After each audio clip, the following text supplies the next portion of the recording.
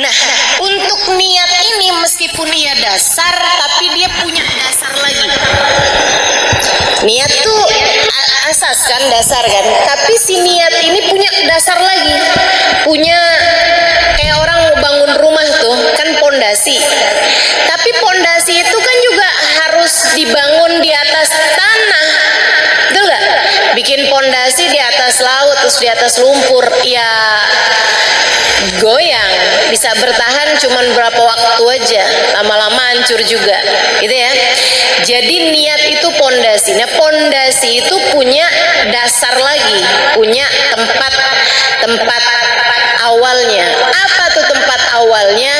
Namanya persepsi kalau dalam istilah bahasa orang sekarang, atau namanya bahasa Indonesianya sudut pandang, gitu ya. Kalau dalam bahasa Arab namanya masyhad. Nah, ini sesuatu hal yang saya rasa salah satu dari yang terpenting yang diajarkan oleh guru kami Sayyidil Habib Umar bin Hafid. Dalam istilah kami para santri, seperti yang disampaikan Habib Umar bin Hafid, namanya masyhad. Atau kalau dalam istilah yang lebih familiar di telinga kita, namanya al-dhann, namanya persangkaan. Ini yang katanya Nabi Muhammad sallallahu alaihi wasallam, khaslatan laisa fawqahuma syai'un minal khair, husnudzan billah wa husnudzan bi ibadillah, wa khaslatan laisa fihima syai'un minasyarr, su'udzan billah wa su'udzan bi ibadillah. Kata Nabi Muhammad, dua perkara, nggak ada lagi kebaikan lebih baik daripada dua perkara ini. Apa tuh Rasul? Dua sifat kata Nabi. Nggak ada lagi kebaikan lebih baik daripada dua sifat ini. Nggak ada sifat lebih baik daripada dua sifat ini, yaitu baik persangkaan kepada Allah yang pertama, yang kedua baik persangkaan kepada hambanya Allah. Nah, Nabi sebut lagi khaslatan laisa fawqahuma syai'un minasyarr. Dua sifat, enggak ada sifat lebih buruk lagi daripada itu. Apa tuh Rasul? Su'udzan billah, su'udzan bi ibadillah, buruk persangkaan kepada Allah, buruk persangkaan kepada Rasulullah. Itu. Jadi teman-teman sekalian, hal paling mendasar dalam hidup kita adalah niat. Tapi si niat itu juga punya dasar lagi gitu. Orang bisa punya niat baik kalau punya hal ini nih. Orang punya niat jelek kalau dia punya ini juga. Apa itu? Persepsi, cara pandang, gitu ya. Dzunun, persangkaan. Makanya teman-teman sekalian, hati-hati terhadap persangkaanmu, hati-hati terhadap cara pandangmu, hati-hati terhadap persepsimu. Tahu kalau saya boleh gampangin bahasanya, hati-hati terhadap sudut pandang, maksudnya adalah hati-hati dalam hidupmu terhadap fokusmu. Kamu mau fokusnya kemana? Karena hidup ini dengan segala macam permasalahannya itu seperti mata uang, selalu punya dua sisi, positif, negatif. Nah, kamu maunya fokusnya kepada yang mana? Gitu. Itu tuh akan melahirkan niat, niat melahirkan tindakan, tindakan melahirkan perbuatan, perbuatan melahirkan kebiasaan, kebiasaan melahirkan karakter dalam hidupmu, menjadikan hidupmu ini hidup yang kayak gimana gitu. Semuanya tuh bermula dari niat, teman-teman saya sekalian. Kalau teman-teman lihat Halimah Al-Idrus punya karakter. Apa karakter saya? Ustazah. Kan begitu? Halo?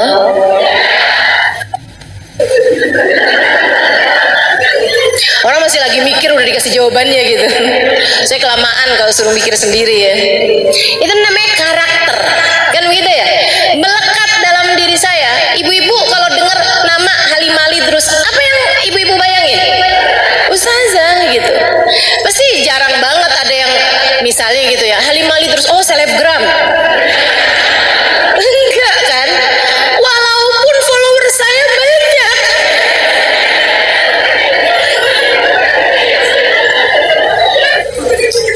Walaupun follower saya di Instagram banyak, tapi nggak ada orang nyebut saya sebagai seorang selebgram. Nggak ada gitu. Orang tuh udah erat kaitannya Halimali terus ustazah gitu. Nggak ada orang nyebut saya kayak misalnya gitu ya, Halimali terus YouTuber. Walaupun YouTube saya sampai sempet dihack gitu ya. Kalau nggak karena aktif di YouTube kan nggak sampai ada yang ngehack kan gitu ya teman-teman sekalian. Tapi nggak ada gitu orang nyebut saya sebagai YouTuber gitu. Orang nyebutnya Halimali terus adalah ustazah. Itu namanya karakter. Nah, kenapa saya jadi ustazah? Karakter itu terbentuk kenapa? Karena adanya kebiasaan. Apa kebiasaan saya? Mengajar. Iya kan? Kalau kebiasaan saya nyapu, orang nggak akan sebut saya sebagai seorang selebgram, sebagai seorang ustazah gitu. Kalau kebiasaan saya adalah memasak misalnya gitu ya, saya bukan ustazah akan tetapi seorang koki. Bukan artinya saya nggak pernah masak, bukan artinya saya nggak pernah nyapu gitu ya, akan tetapi itu semua tidak menjadi sesuatu hal yang kebiasaan yang saya lakukan, kan begitu gitu ya. Karena saya punya kebiasaan mengajar, saya punya karakter ustazah, kan begitu. Nih ujungnya nih karakter ustazah. Nah, sebelum jadi sebuah karakter itu jadi kebiasaan dulu mengajar. Dari zaman kapan ustazah mengajar? Itu tadi tuh di Asofa aja 2003. Kurang lama apa saya ngajarnya? Dan itu bukan kali pertama saya ngajar di tempatnya Ustazah Fatimah Segaf nih teman-teman, yang waktu itu belum jadi ustazah gitu ya. Itu bukan kali pertama saya mengajar. Kapan kali pertama saya mengajar? Sebelum itu kapan? Tahun awal kali saya diminta mengajar itu justru oleh seorang perempuan yang saya rasa paling banyak mengubah hidup saya, Khobabah Nur bintil Habib Muhammad bin Abdullah Al-Haddad. Tahun 2000 doang.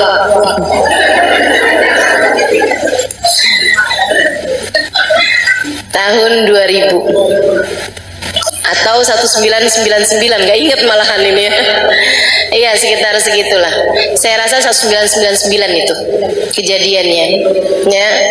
Saya ingat banget jadiannya, sama kayak halnya Kak Emma ingat saat saya pertama kali diminta untuk mengisi kajian di rumahnya gitu ya.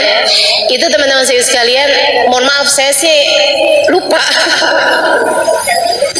Saya lupa. Tapi kan setiap orang itu punya momen-momen tersendiri yang dia tidak akan pernah melupakan. Gitu kan ya? Teman-teman juga mungkin ingat pertama kali ketemu saya. Saya lupa. Enggak semua saya ingat pertama kali ketemu. Ustazah ketemu saya pertama kali kapan? Maaf ya. Lupa. Nah, sekarang aja belum tentu ingat. Mudah-mudahan ingat semua ya. Ibu-ibu sekalian saya muliakan, saya ingat banget awal kali saya diminta mengajar itu pada tahun yaitulah 1999 akhir saya rasa ya. Saya berangkat ke Tarim itu tahun 1998. Usia saya waktu itu 19 tahun.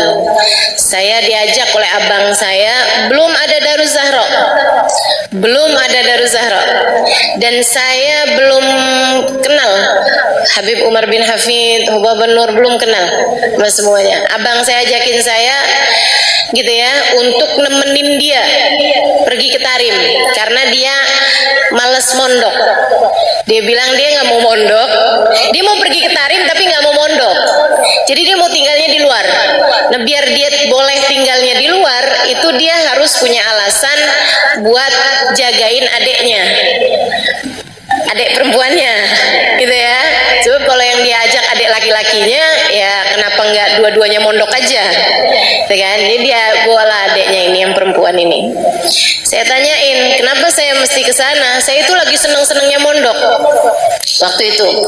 Saya udah mondok 8 tahun di Darul Lughah wa Dakwah, hampir 5 tahun, kemudian di Al Anwar Sarang Rembang 3 tahun, sebelumnya lagi ada sempat belajar setengah tahun di Tauhidiyah Tegal Jawa Tengah ya.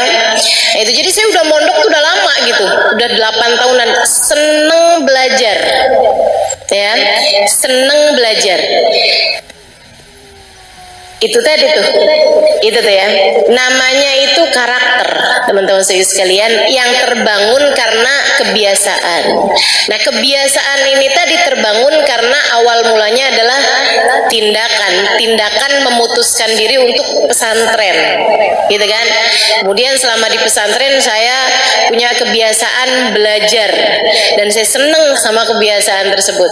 Lagi seneng-senengnya mondok di pondok pesantren, abang saya ajakin, udah memang mau lulusan itu ya, dan saya juga nggak punya rencana mau pindah ke pondok mana atau mau ngapain gitu. Abang saya ajakin saya untuk belajar ke Tarim. Saya bilang di Tarim ada apa bang? Iya sih di Tarim tuh emang nggak ada pondok perempuan. Nah terus saya mau ngapain di sana? Saya nggak tahu juga ada apaan ya di sana ya gitu. Tapi kan kamu nanti bisa saya iniin, bisa saya rekamin kajian-kajian gitu ya. Dia bilang nanti kamu bisa dengerin gitu. Tapi kayak nggak menjanjikan gitu ya. Saya jadi di Tarim tuh ngapain ya? Kamu bisa cuciin baju saya, masakin saya. Itu kayak agak jadi TKW bukan? Kayak nggak menjanjikan gitu. Dia bilang udah kamu bawa aja kitab-kitab kamu, jadi nanti kamu bisa pelajarin di sana. Lah kalau mau buat pelajarin aja kenapa jauh-jauh ke sana ya? Tapi terus dia ada satu kata yang membuat saya jadi oke, saya mau gitu nemenin dia ke Tarim. Dia waktu itu bilang Tarim itu kotanya Fakihil Muqaddam Muhammad bin Ali Ba'alawi. Dan saya dari sejak kecil itu abah saya kalau habis selesai baca ratib haddad ada selalu beliau tambahin dengan doa ya Rabbana yasir lana umurana bijahi Sayyidina Muhammad bin Ali Ba'alawi gitu.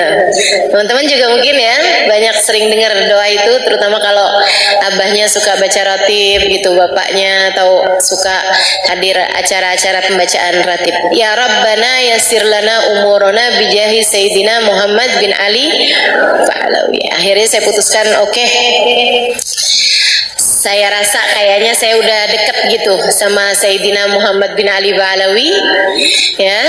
Jadi akhirnya saya putuskan untuk baiklah bismillah yuk kita berangkat. Berangkat di sana beneran ternyata belum ada pondok pesantren perempuan gitu ya, yang ada baru madrasah Daruz Zahra. Tapi waktu awal saya ke sana itu ada 2 orang yang tinggal di dalam madrasah tersebut karena dia tinggal tempatnya jauh, jadi 2 orang Arab tinggal di sana. Dan jadi saya itu kalau boleh dibilang tinggal pertama di Daruz Zahra itu perempuan ketiga. Perempuan ketiga yang tinggal di Daruz Zahra ya, dan juga perempuan pertama yang dari Asia yang tinggal di pondok pesantren Daruz Zahra. Bukan yang datang ke Tarim untuk belajar. Kalau yang datang ke Tarim untuk belajar Ustazah Amirah duluan dari saya. Ustazah Amirah tuh di Tarim sebelum ada Daruz Zahra tuh. Makanya beliau tidak belajar di Daruz Zahra pondok pesantren, tapi belajar di Madrasah Daruz Zahra dan banyak tinggal bersama dengan guru kita, guru kami yaitu Hubabah Nur. Ya, makanya luar biasa tuh, langsung sama Hubabah Nur, Ustazah Amirah itu. Teman-teman sekalian, saya pun mulai tuh sering datang ke Daruz Zahra gitu ya.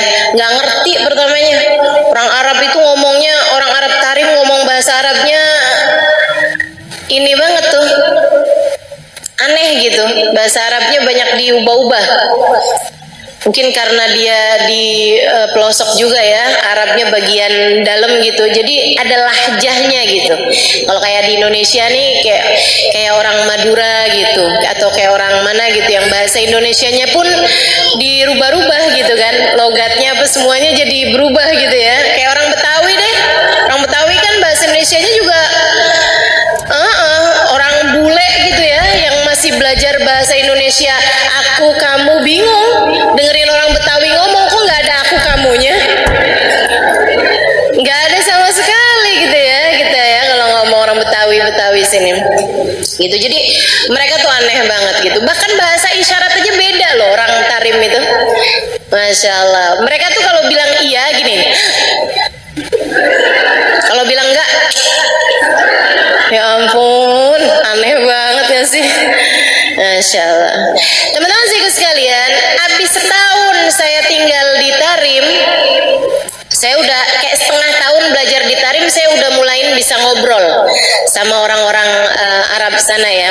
Padahal waktu itu saya udah ketika berangkat itu saya udah bisa baca kitab gundul. Karena saya mondok 8 tahun di Indonesia, saya udah bisa baca kitab gundul dari sejak sebelum berangkat ke Tarim. Tapi di Tarim tuh saya belajar bahasanya dari awal lagi, belajar bahasa Arab percakapan ya, bersama dengan mereka tuh dari awal lagi gitu.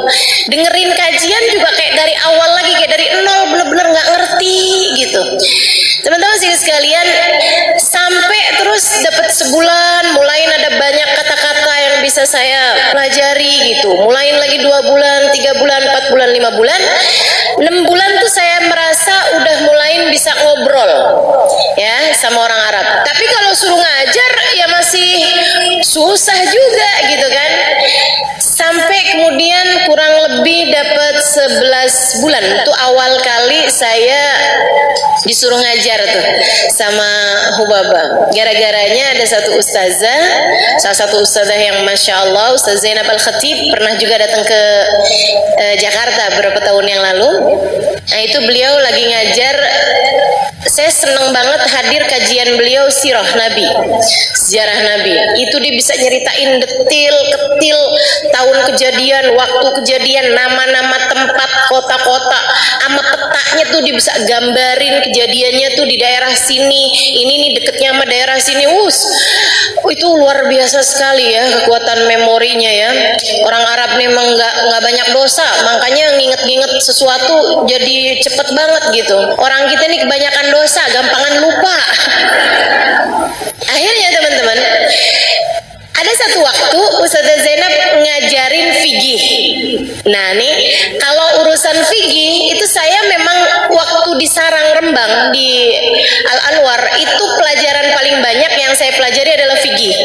Makanya teman-teman kalau belajar fikih dari saya nggak usah merasa kayak yang bener nggak sih ini Ustazah nyampein, nggak usah, percuma.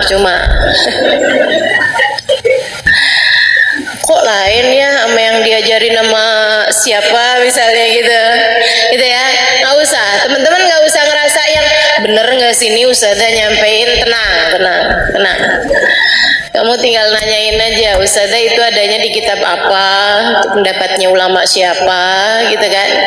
Nah, saya akan mampu mempertanggungjawabkan semua apa yang saya sampaikan, karena saya belajar fikih itu bukan sebentar.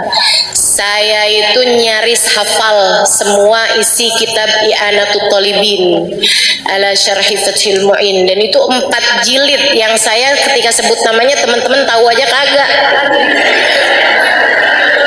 Enggak, bukan saya mau meremehkan dirimu, enggak, tapi udah kelihatan dari mukanya udah.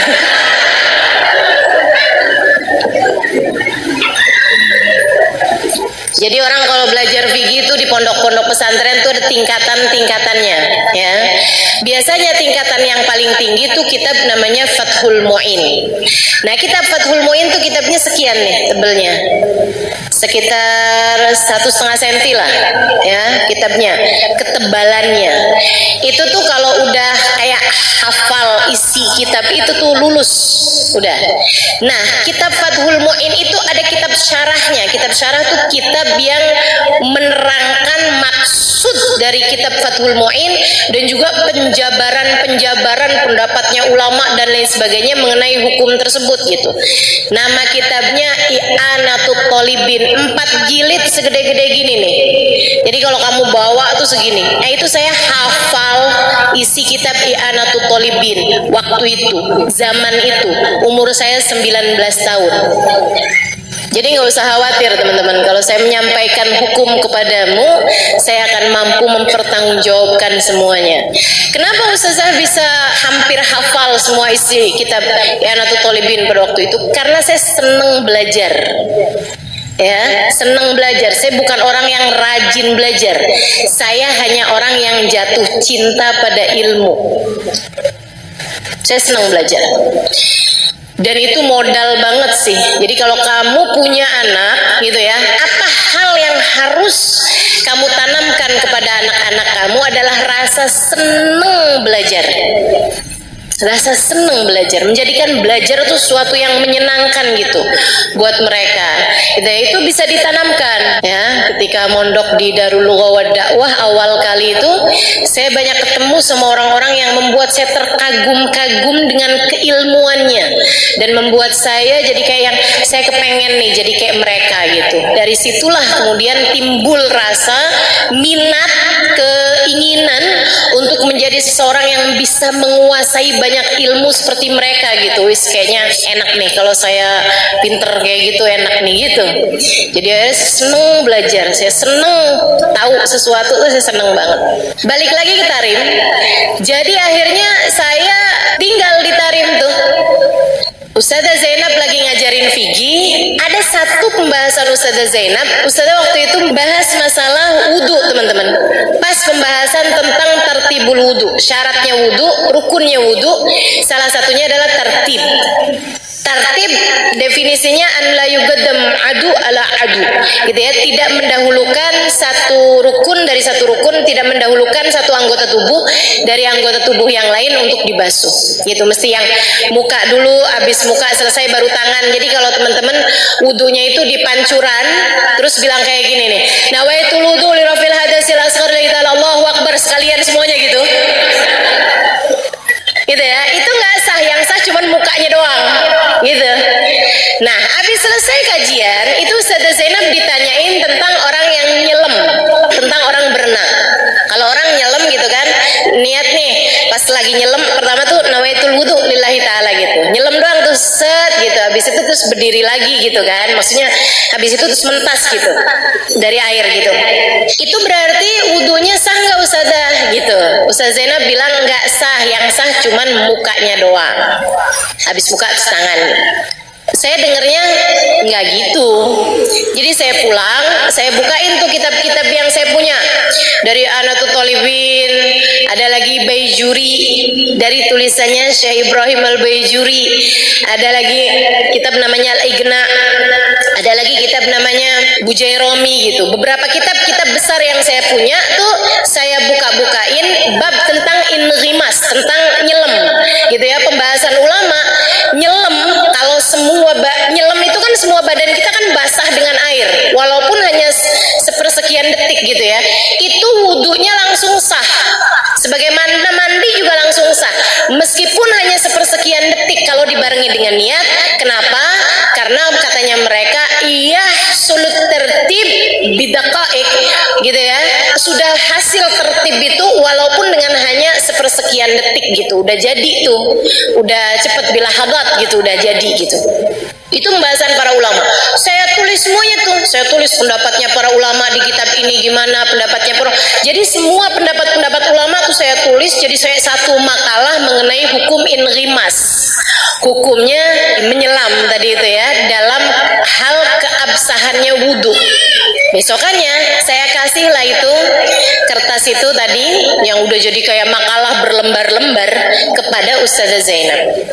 Saya udah kenal sama beliau sekitar setahunan ya. Jadi saya bilang, Ustazah, ada hal yang mau saya sampaikan Ustazah. Dia bilang, apa itu Halimah? Buka gitu kan. Saya bilang ini. Beliau buka gitu. Terus dia baca gitu. Terus dia gini, Tilli kitabti. Saya bilang, iya. Dia bilang, kamu yang nulis ini? Saya bilang, haa. Tifahim tilli kitabti. Dia bilang, kamu paham nih yang kamu omongin, yang kamu tulisin kamu paham? Saya bilang, iya. Kamu paham gitu yang kamu tulisin? Saya bilang, iya saya paham. Terus beliau bilang begini nih, jazakillah khair, jazakillah khair. Dia tuh kayak sambil ngeliatin muka saya gitu, kayak yang ini iya nggak sih gitu ya. Saat itu usia saya masih 19-an tahun, ya hampir 20-an tahun ya. Dan saya itu kurus kering, bibir pecah-pecah, susah buang air besar. Iklan larutan. Tapi emang saya kurus banget teman-teman sekalian. Berat saya waktu itu 38 apa gitu. Dengan setinggi ini ya. Jadi saya benar-benar tulang berbalut kulit gitu. Saya sampai suka digodain sama abang saya. Kata abang saya, untung kamu nih punya kulit. Kalau nggak punya kulit tulangnya berantakan. Ya Allah, sian bener. Akhirnya besokannya pas waktu istirahat siang, dia bilang gini sama saya, Halimah, dia bilang. Saya bilang, lebih Ustazah Zainab. Dia bilang, Halimah, Huwa Banur da'atki. Huwa Banur manggil kamu gitu. Kenapa nih ya? Kamu dipanggil Huba Banur, kamu diminta buat datang ke rumahnya Huba Banur. Ya ampun, tuh saya deg-degan. Ada apa nih? Ya ampun, ada apa nih gitu. Saya datang ke tempatnya Huba Banur jam-jam 10-an ya, setengah 10 gitu. Saya masuk ke rumahnya. Di sana tuh rumahnya orang Arab tuh pintu masuk laki-laki sama pintu masuk perempuan tuh beda pintu. Jadi hati-hati kalau datang ke Tahrim gitu ya, datang ke rumahnya orang tuh jangan asal masuk pintu rumah gitu. Itu selalu mereka tuh sekecil apapun rumahnya, pintu masuk laki-laki sama pintu masuk perempuan beda-beda gitu. Jadi kamu jangan sampai keliru masuk pintu laki-laki, kamu yang malu gitu ya. Kalau laki-laki masuk ke pintu perempuan, nanti perempuan yang di dalam malu karena mereka mungkin nggak pakai kerudung gitu kan, namanya di dalam rumah kan gitu. Itu. Jadi akhirnya saya udah ketuk pintu masuk ke rumah Huba Banur. Baru saya ketuk terus Huba Banur bilang, "Udkhuli Halimah, udkhuli." Beliau udah tahu rupanya saya yang datang gitu. Beliau lagi sarapan, saya dikasih juga sarapan beliau. Terus beliau bilang, "Kuli Halimah, kuli." Habis itu Huba Banur bilang kayak gini sama saya, Halimah, kamu tahu kan, saya itu beberapa waktu yang lalu kehilangan seorang guru pengajar fikih. Dia dari mana gitu sebutin namanya, mau Baba, dan dia harus pulang. Saya sedih bener, karena saya tuh perlu banget perempuan ngajarin fikih gitu. Saya akhirnya jadi minta sama Allah, saya jadi doa, saya minta, ya Allah, jangan biarkan saya sendirian dalam jalan dakwah ini. Bantu saya ya Allah, datangkan guru fikih untuk kami. Saya doa berapa waktu ini Halimah, sampai terus kemarin Ustazah Zainab ngasih lihat sama saya tulisan yang kamu tulis tentang bab inrimas dalam masalah wudhu. Saya ketika membacanya, saya tahu bahwa doa saya sudah diijabah Allah. Kamu adalah ijabah dari doa saya, minta kepada Allah didatangkan guru fikih untuk kami. Terima kasih Halimah, saya tahu Allah tidak akan pernah membiarkan saya sendiri dalam jalan dakwah ini. Mengajarlah bersama kami, nak, zakillah khair. Saya saat itu rasanya ngerasa kayak yang, ya Allah, ucapan beliau tuh sampai sekarang saya nggak lupa gitu. Kamu adalah ijabah doa saya. Saya tahu Allah tidak akan pernah membiarkan saya sendiri. Allah hadirkan kamu untuk kami agar kamu bisa bersama dengan kami membantu dakwah ini. Gitu. Saya tahu Allah tidak akan pernah membiarkan saya sendiri. Terima kasih Halimah, mengajarlah bersama kamu. Itu teman-teman saya sekalian, menurut saya salah satu ucapan paling indah, salah satu di antara ucapan paling indah yang pernah saya dengar. Gitu ya.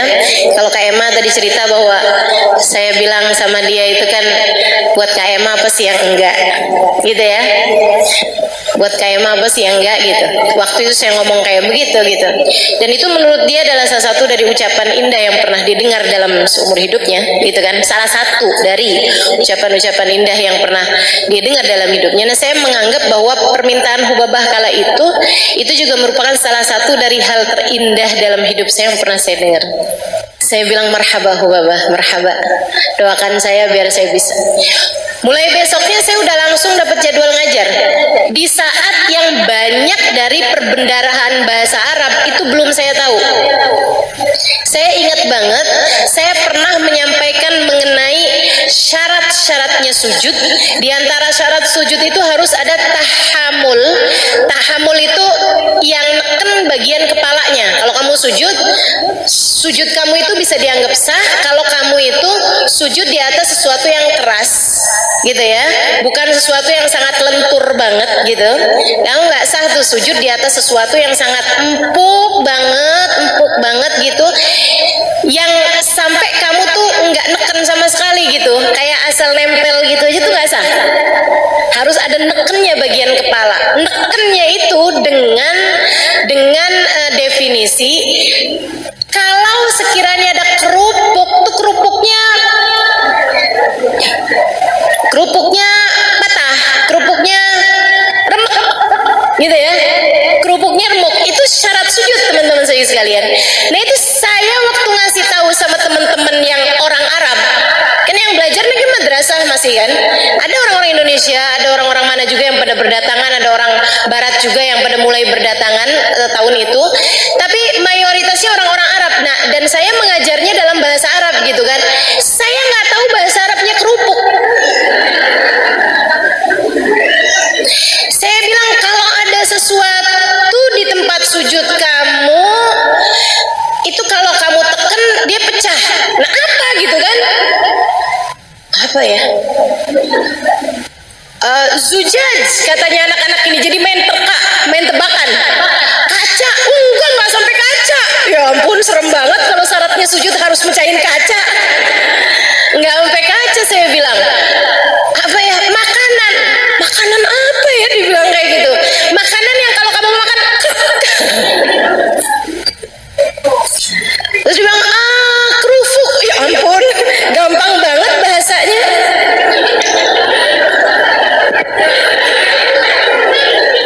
Tahu gitu kan, saya tinggal ngomong kerupuk mereka ngerti ya. Kerupuk dia bilang gitu. Ya ampun, tinggal dirubah doang, paknya jadi mbak.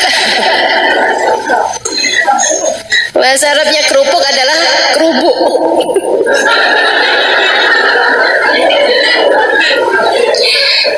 Saya pun mengajar mulai tahun itu 1999 sampai dengan sekarang tahun 2022. Berapa tahun tuh?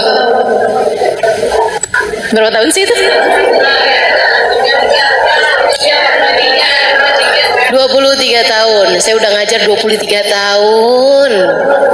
Masya Allah, Masya Allah.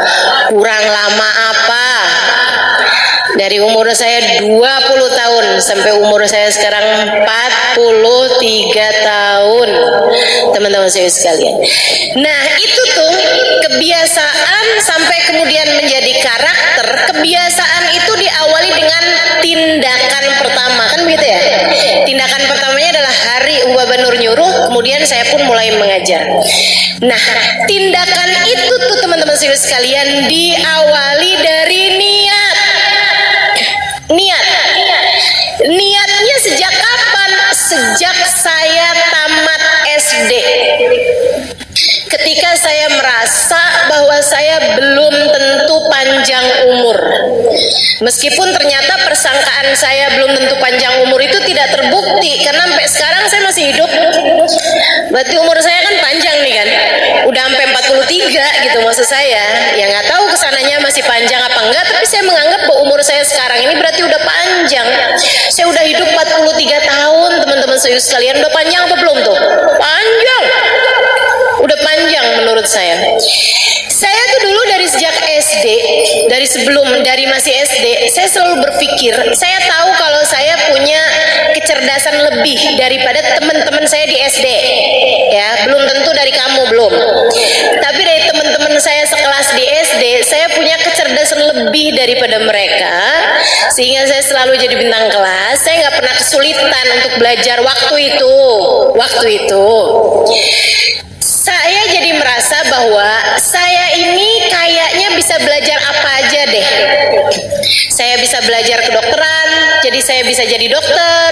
Saya bisa belajar cara bangun rumah, bikin saya bisa jadi arsitek. Teman-teman saya sekalian, cuman saya pikir saya mau belajar apa ya yang sekiranya kalau saya berumur pendek sekalipun saya akan bermanfaat ilmunya. Saya pikir kalau saya belajarnya itu kedokteran, belum tentu saya panjang umur, sehingga saya belum tentu memanfaatkan ilmu saya. Kan panjang waktu belajarnya. Dan pula kalau saya ternyata mati sebelum jadi dokter, ilmunya jadi sia-sia.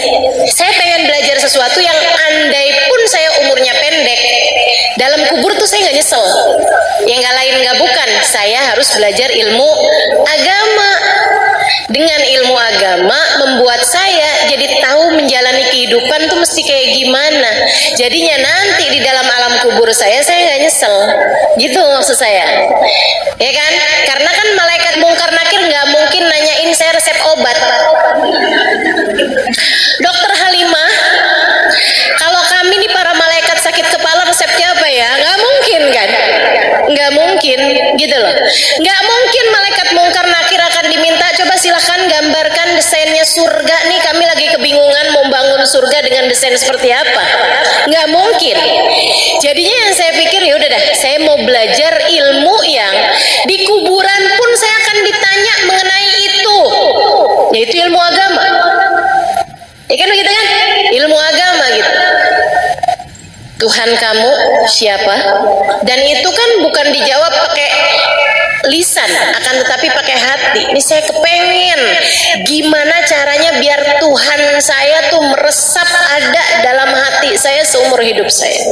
Kalau ditanya-tanya apa kitabmu gitu ya, apa imammu, apa petunjukmu dalam kehidupan, saya akan bisa menjawab Al-Quran imami, Al-Quran adalah imamku, Al-Quran adalah petunjuk dalam kehidupanku, dan saya ngerti isinya Al-Quran. Jadi saya harus belajar ilmu agama.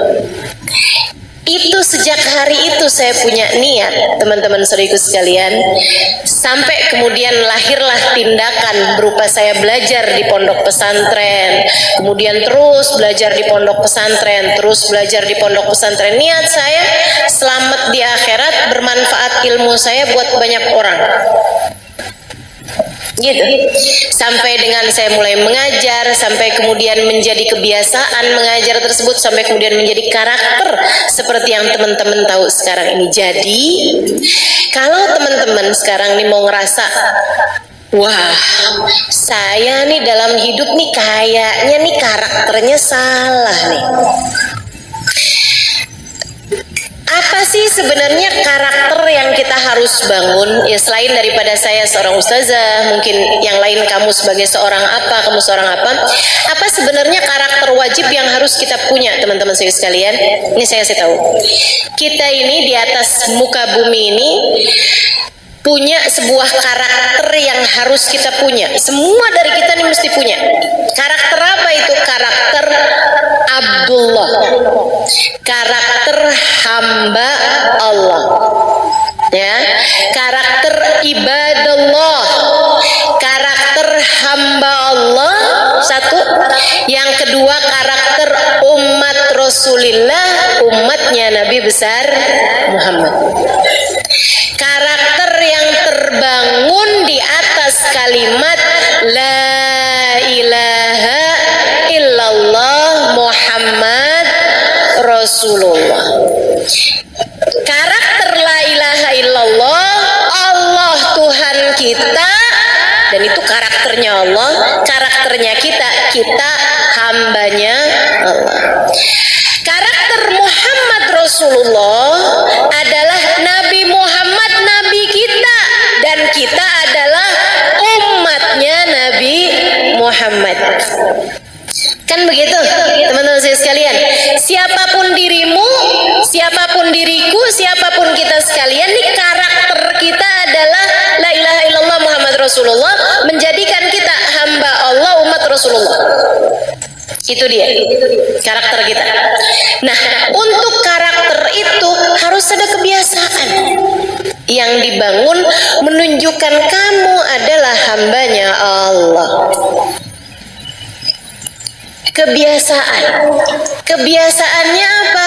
Kebiasaannya yang Allah bilang, wa ma khalaqtul jinna wal insa illa liya'budun. Tidaklah aku ciptakan jin dan manusia selain untuk ibadah kepadaku, selain untuk menghamba padaku.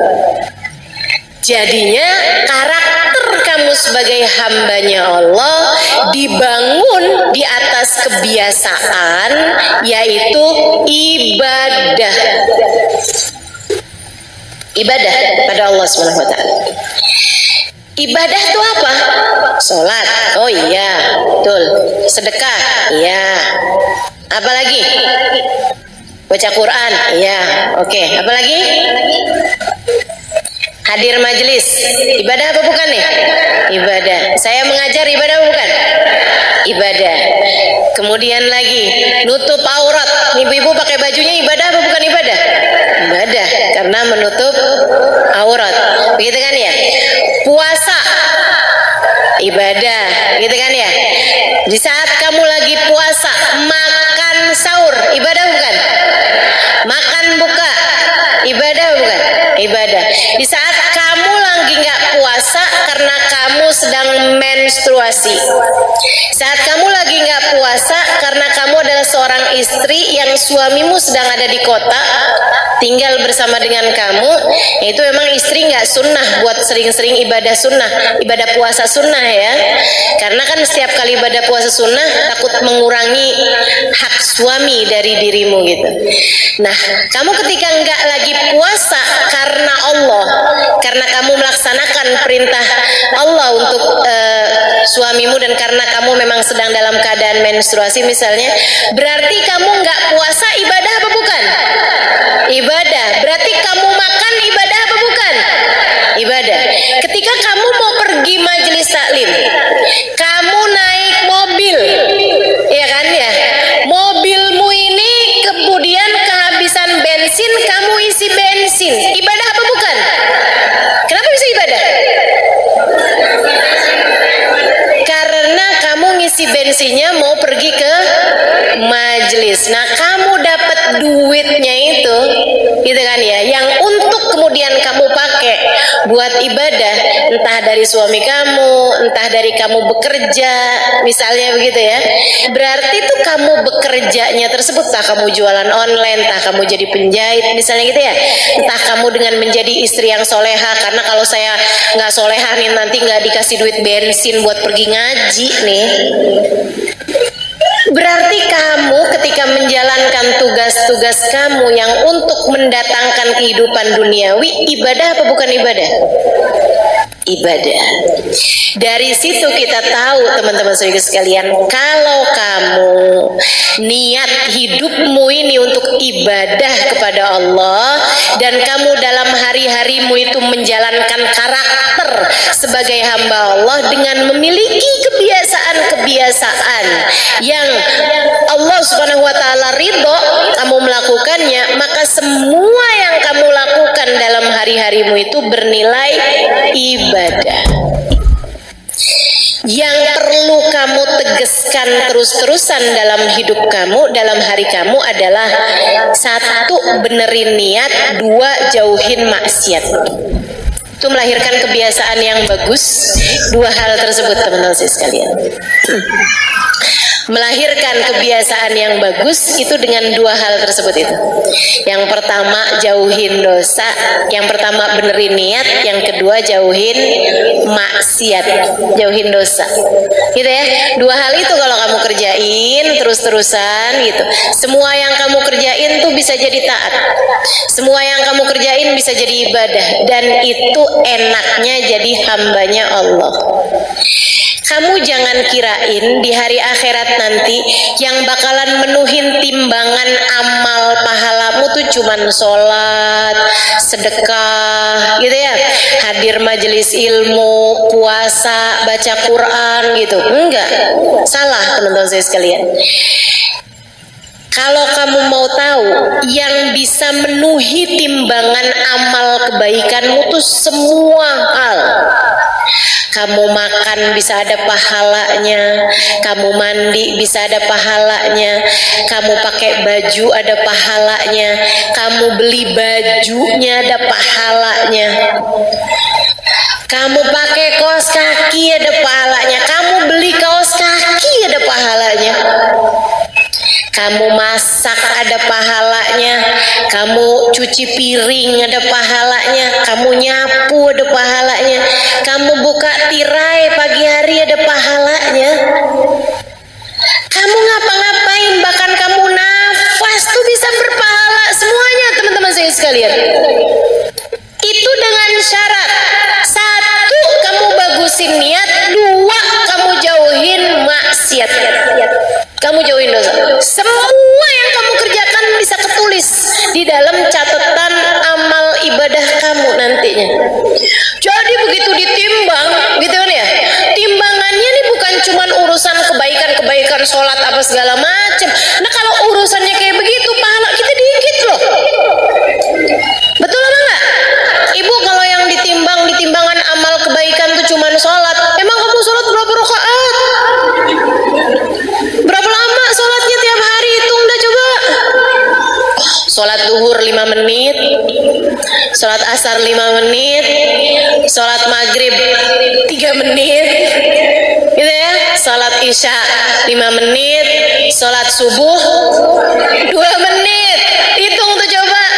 Ya ampun, gak nyampe 25 menit, artinya gak nyampe setengah jam dari 24 jam waktu yang Allah berikan kepadamu.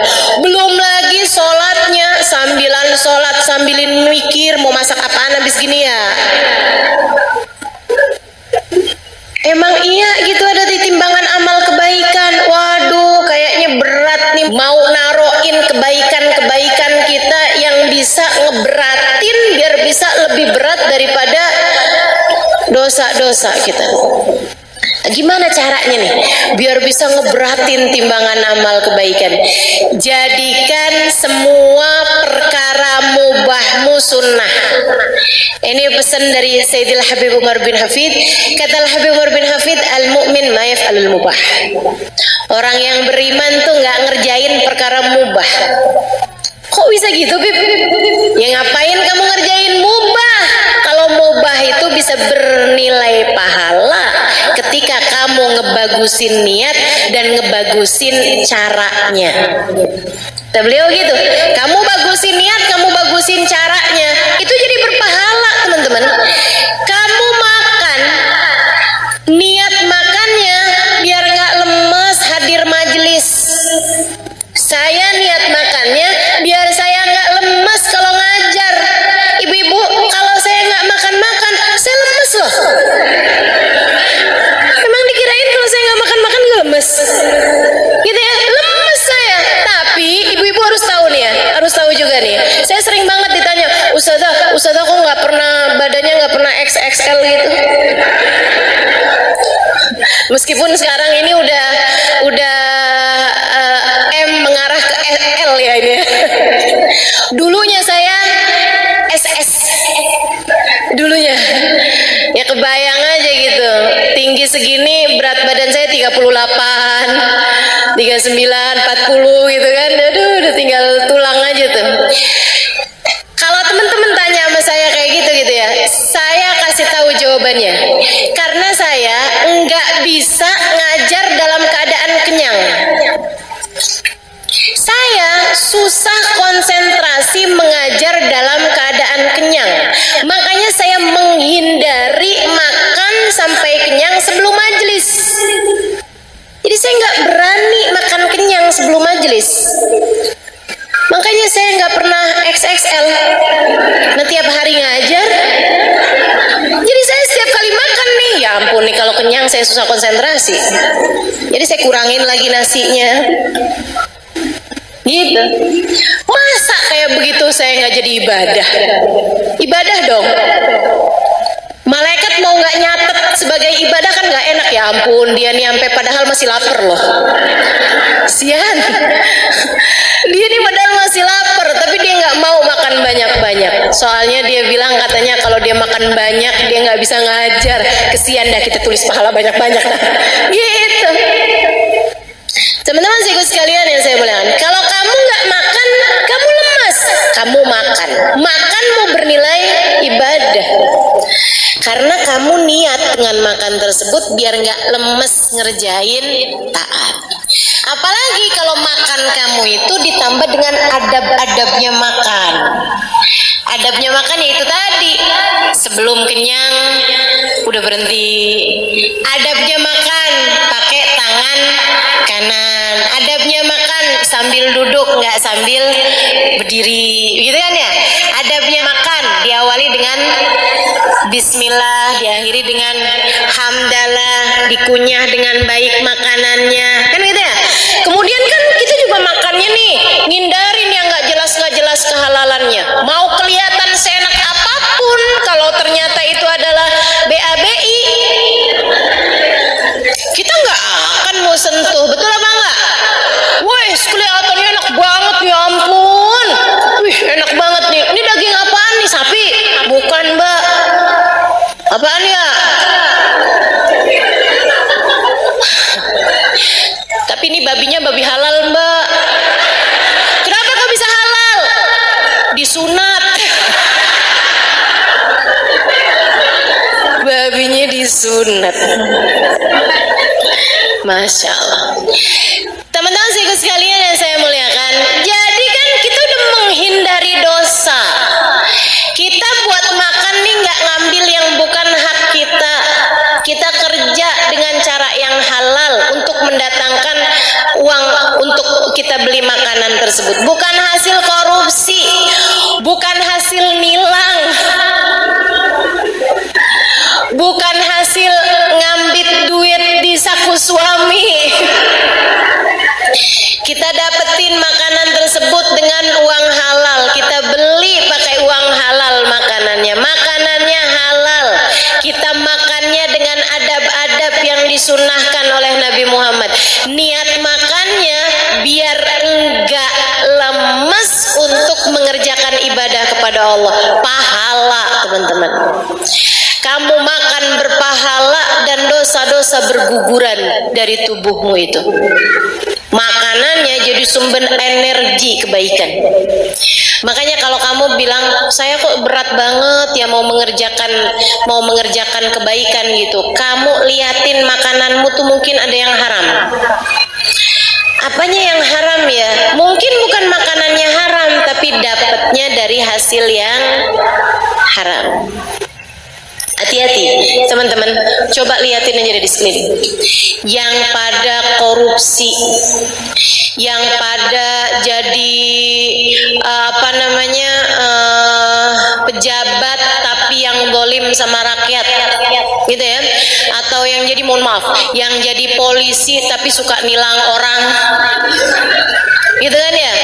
Bu, bukan apa masalahnya, ada nggak orang yang ditilang ikhlas? Jarang loh. Betul apa enggak? Alhamdulillah kena tilang. Ya Allah, seneng banget, saya mau ngasih polisi. Ada yang begitu? Nggak ada, nggak pernah lihat saya. Pasti orang tuh kalau udah ketemu astagfirullah, kok deg-degan ya rasanya ya. Apakah ini yang dinamakan jatuh cinta? Insya Allah. Nggak ada yang ikhlas tuh, kalaupun juga ngeluarin duit, ya ampun, nggak ada yang ikhlas. Dan apalagi ditambah dengan hadis ar-rashi wal murtashi finnar, yang nyuap dan yang disuap masuk neraka. Serem banget, serem banget. Jadi teman-teman sekalian yang saya muliakan, kalau uangnya itu hasilnya halal, insya Allah semuanya bakal gampang ngerjain ketaatan. Makanya kalau kamu mau benerin hidup kamu tuh, salah satu dari yang harus kamu benerin biar taat yang dikerjakan adalah penghasilannya juga mesti halal. Teman-teman sekalian, liatin aja di sekeliling kamu, kalau ada orang berpenghasilannya haram, apalagi pakai judi, apalagi pakai pinjol, pinjaman online tuh, kamu pikir nggak haram? Di mana dia nih yang suka pinjol nih? Ya ampun, buka YouTube sekarang iklannya pinjaman online semua. Astagfirullah, astagfirullah. Riba teman-teman. Dan riba itu dosa, satu dari dua dosa yang Allah ancam dalam Al-Quran. Kalau kamu nggak berhenti, aku perangi, kata Allah. Nih jangan main-main sama urusan riba. Ayo nih, mana dia nih, emak-emaknya nih yang suka kredit panci, yang suka hutang-hutang online nih, pinjaman online atau pinjaman berbunga, pinjam uang di bank, pinjam uang yang dijanjikan inian ya, apa sih namanya, bunga gitu. Teman-teman saya sekalian tuh haram tuh, dan jangan main-main teman-teman saya sekalian. Haramnya bukan dosa kecil, tuh dosanya gede. Sampai katanya para ulama, salah satu dari dosa-dosa tertinggi yang bisa dipastikan pelakunya matinya tidak husnul khotimah. Dalam Al-Quran, saya baca nih di Quran nih. Oh, saya baca Quran dan insya Allah banyak yang ngerti artinya. Saya baca Quran. Di dalam Quran hanya ada dua dosa loh yang disebutkan sama Allah. Kalau kamu nggak berhenti, aku perangi kamu, kata Allah. Fa ilam tantahu fa'danu biharbin minallahi ta'ala wa rasulih. Kalau kamu nggak berhenti, aku ajak kamu perang. Orang diperangin sama Allah tuh gimana ceritanya bisa menang? Orang diperangin sama Allah tuh hancur sehancur-hancurnya hidupnya teman-teman. Dosa apa itu Ustazah? Yang pertama dosa ngebunuh Nabi. Yang namanya orang tuh dosa paling gede ngebunuh Nabi. Udah kebayang kayak apa dosanya? Nabi diutus sama Allah malah dibunuh sama dia. Orang yang ngebunuh Nabi Saleh, orang yang ngebunuh Nabi Daud, orang yang ngebunuh Nabi Zakaria, orang yang ngebunuh nabi-nabinya Allah Subhanahu wa taala, Nabi dibunuh sama mereka. Itu teman-teman dosanya. Waduh, udah nggak kebayang deh, udah nggak kebayang. Dosa paling gede yang pernah ada di atas muka bumi ini ngebunuh Nabi, kan begitu? Nah Allah bilang selain ngebunuh Nabi ada satu dosa lagi yang Allah bilang kamu nggak berhenti aku perangi, kata Allah. Apa itu? Riba.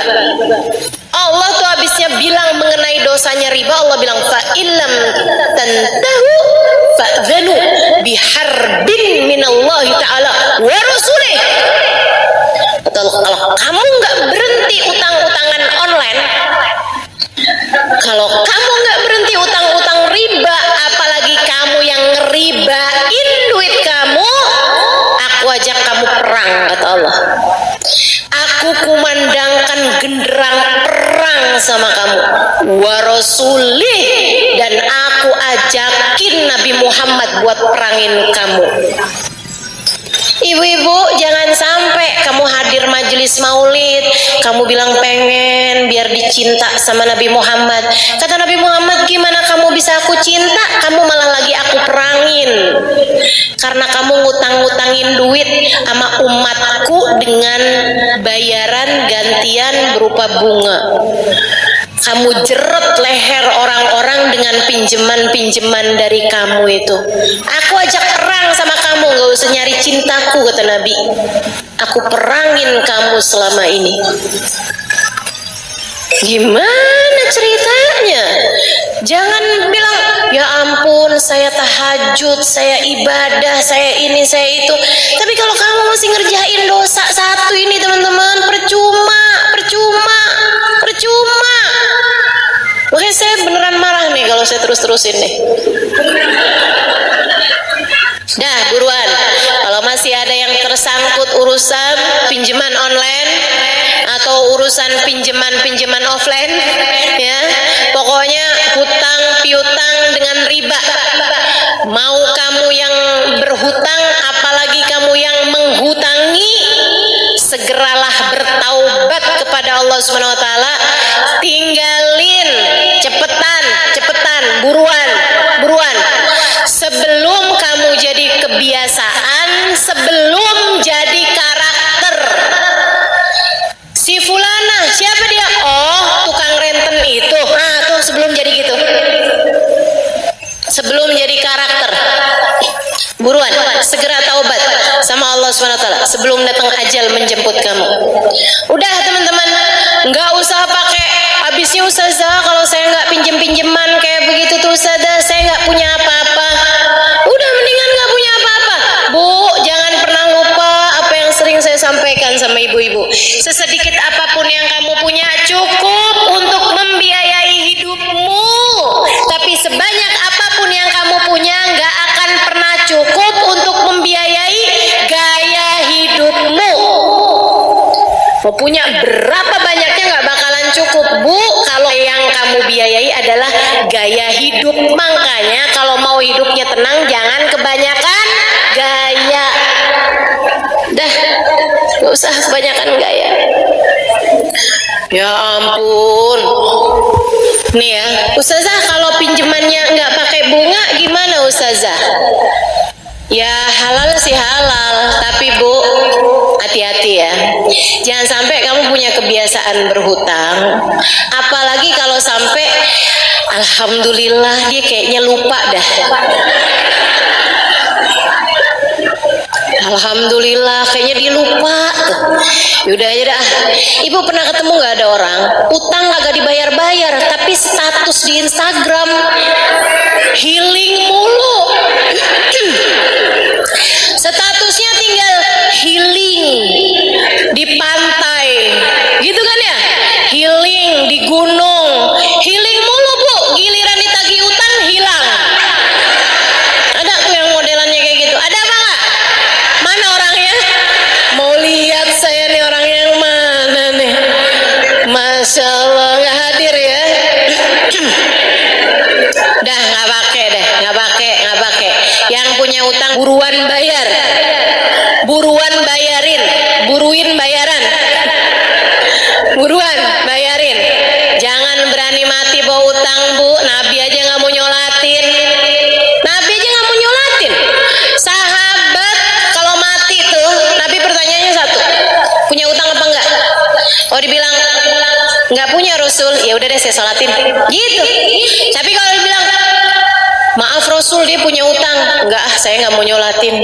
Ya Rasul kesian nih dia saudara saya Rasul, masa nggak nyolatin? Enggak saya nggak mau nyolatin orang mati bawa utang. Kenapa Nabi sampai nggak mau nyolatin orang mati bawa utang? Bu, ini kamu kalau hidup di zaman Nabi nih Bu, kamu nggak disolatin loh Bu kalau mati bawa utang. Ibu mau gitu? Astagfirullah, jangan sampai Bu, pokoknya jangan berani dah mati bawa utang. Jadi gimana nih Ustazah? Udah nggak usah pakai utang nih ibu sekalian. Biasa-biasa aja yang ada kita pakai, yang nggak ada ya udah. Enggak, ya udah nggak apa-apa kok. Gini di majelis taklim nggak ketahuan mana kerudungan mahal mana yang murah. Nggak ketahuan Bu, mana yang abaya di atas 100 juta, mana yang 100.000. Udah nggak usah. Lagian ibu-ibu sekalian, kalau yang pakai orangnya keren biar kata murah kelihatan mahal. Maksud saya bukan saya, tapi ada orang-orang biar kata pakainya barang-barang murah juga kelihatannya mahal, ya Bu ya. satunya saya. Masya Allah. Kalau orang yang nggak keren Bu, biar kata pakai barang mahal juga dikirain KW.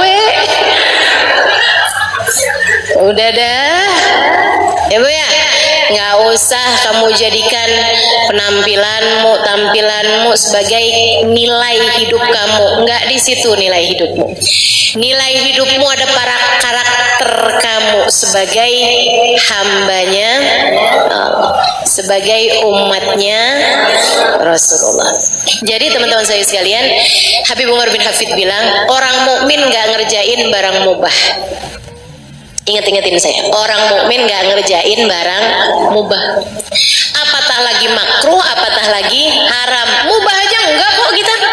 Gitu. Kenapa orang mukmin nggak ngerjain barang mubah?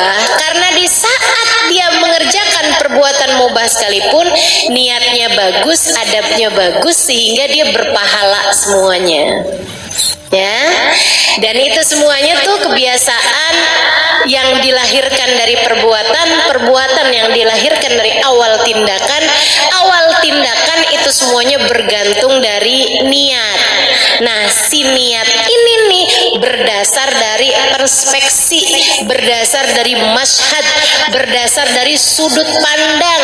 Maka ibu-ibu kalau pengen ngebenerin hidup, benerin niatmu, dan kalau kepengen ngebenerin niatmu, maka benerilah cara pandangmu.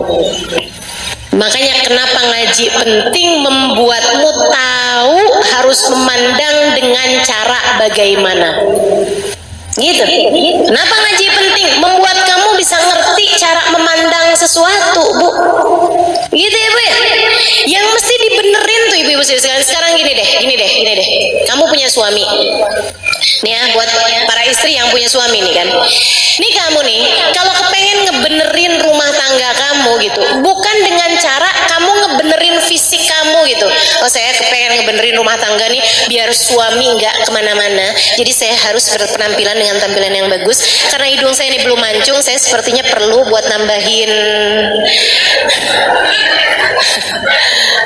iya, buat nambahin apaan di hidung, jadi biar agak sedikit lebih mancung. Filler sana, filler sini, tarik benang, sulam alis, sulam bibir, kemudian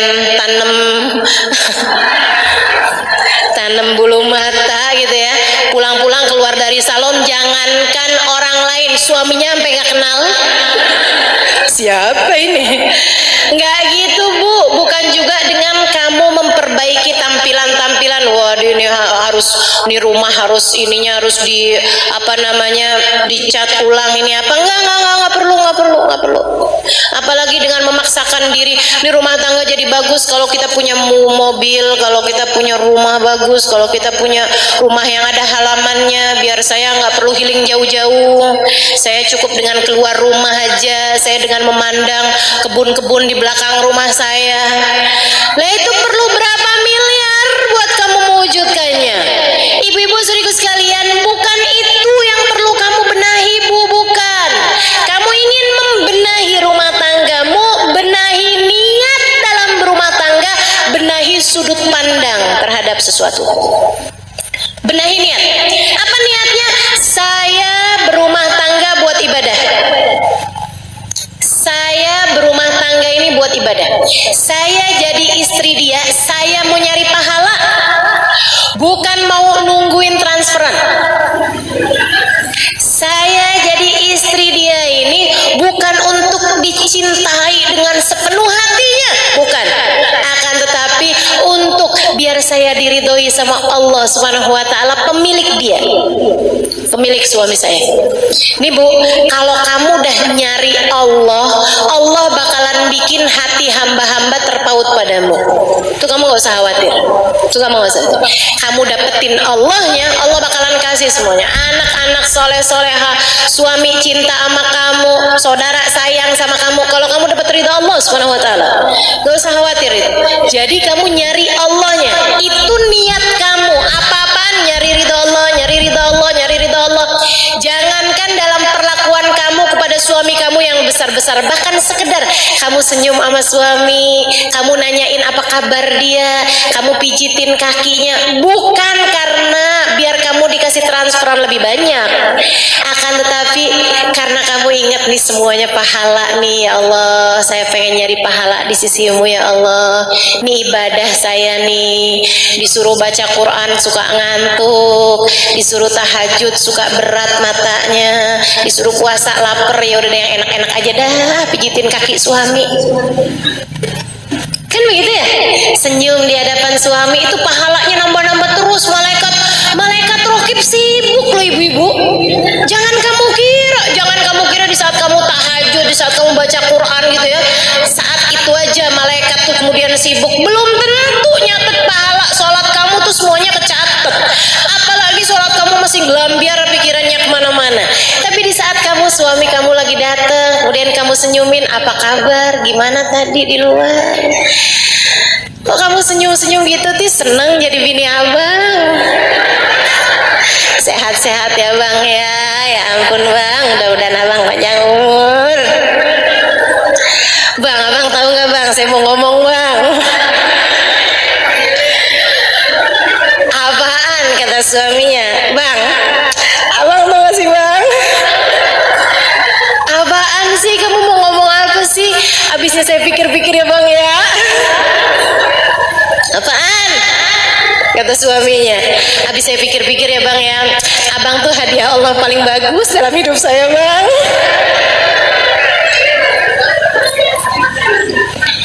Bu, kamu kayak gitu, kamu bicara seperti itu, kamu menyenangkan hati suamimu seperti itu, malaikat rokib sibuk nyatet pahalanya. Jangan dikira enggak, banyak banget itu pahalanya. Itu yang harus kamu lakukan, teman-teman saudaraku sekalian. Benahi niat, benahi sudut pandang. Ngelihat suami bukan sebagai Fulan bin Fulan, anaknya Pak Fulan, dia adalah ayah anak-anak saya. Enggak gitu lihatnya. Fulan bin Fulan dia adalah suami saya. Enggak gitu caranya.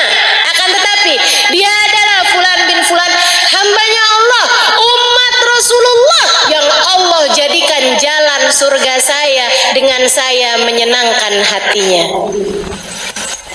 Allah jadikan jalan ridho Allah buat saya adalah dengan keridhaan dia terhadap saya.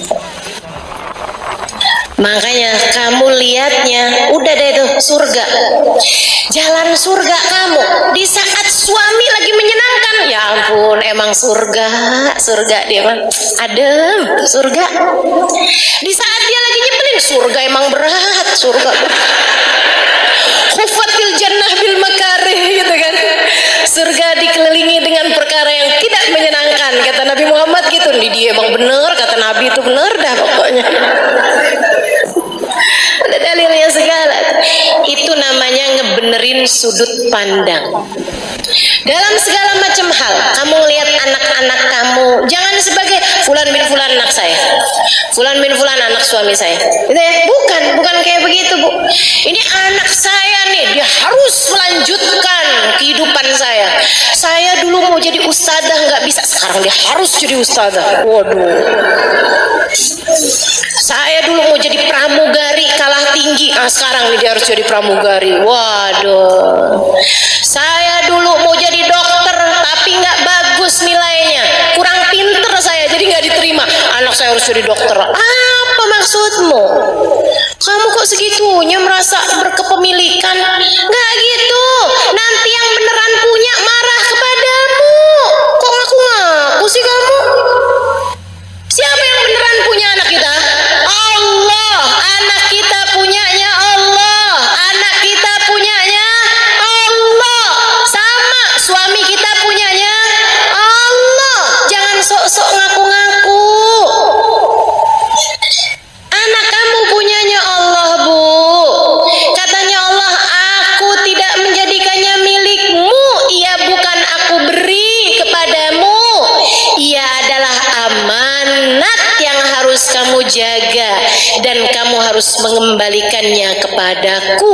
Makanya tugas orang tua adalah mengenalkan Allah dan Rasulnya kepada anak-anaknya.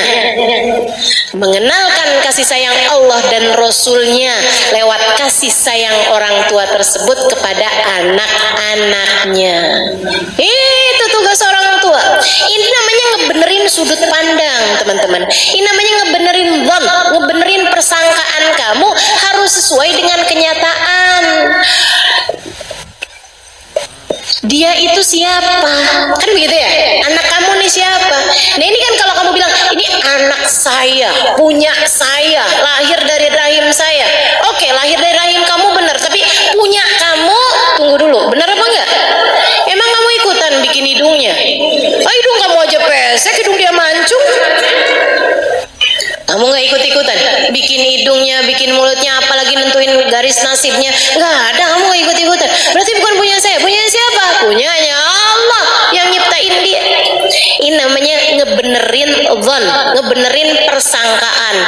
Persangkaanmu harus sesuai dengan kenyataan, sehingga kamu bisa selalu husnudzon kepada Allah, dan kemudian kamu jadinya husnudzon kepada hamba-hambanya Allah.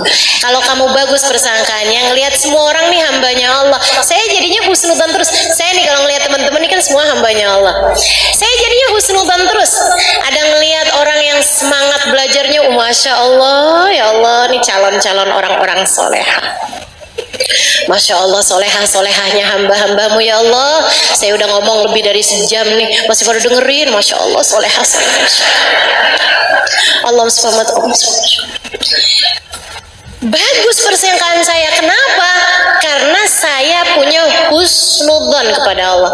Bahkan saya ngeliat di pojokan ngantuk, Masya Allah, begitu tenangnya hatinya. Orang kalau nggak tenang nggak ngantuk, Bu. Betul apa enggak? Amanatan nu'asan kata Allah, yakhsha taifatun minhum. Makanya saya nggak pernah sakit hati kalau ada yang tidur. Masya Allah, begitu tenang hatinya. Berarti majelis saya nih ditulurin ketenangan dari Allah SWT sampai bikin dia ngantuk di pojokan. Masya Allah, luar biasa. Kenapa saya bisa husnudzon? Ngelihat yang semangat saya husnudzon, ngelihat yang ngantuk saya husnudzon, karena cara berpikir saya bagus, gitu ya.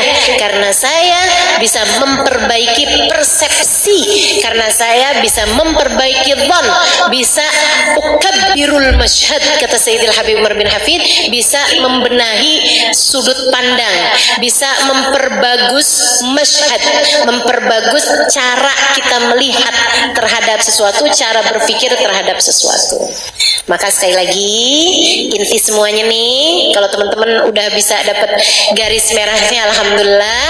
Tapi jika tidak nih saya bantuin teman-teman. Kalau kamu ingin memperbaiki hidupmu, maka cara nomor satu dalam memperbaiki hidup adalah memperbaiki niat.